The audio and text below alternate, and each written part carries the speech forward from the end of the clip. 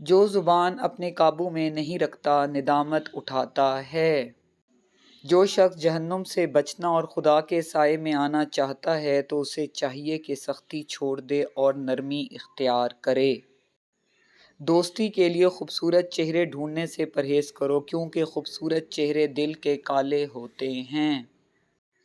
حرام چیزوں اور حرام کاموں سے ہمیشہ بچتے رہو، تمہاری دعائیں قبول ہونا شروع ہو جائیں گی۔ محبوب کے تابع ہونے کی وجہ سے محبوب کی ہر چیز بھی محبوب ہو جاتی ہے۔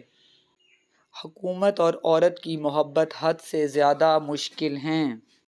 جو کچھ تمہیں نظر آ رہا ہے کچھ باقی نہیں رہے گا، مال یا اولاد، سب فنا ہو جائے گا، صرف اللہ ہی نظر آئے گا کیونکہ اللہ ہی کو بقاؤ دوام حاصل ہے۔ ہوس، زر، لذت وجود چھوڑ دی جائے تو زندگی آسان ہو جاتی ہے۔ جب کوئی بندہ کسی عورت پر بری نیت سے نظر ڈال دیتا ہے تو وہ اپنے دل میں اس سے زنا کر چکا ہوتا ہے۔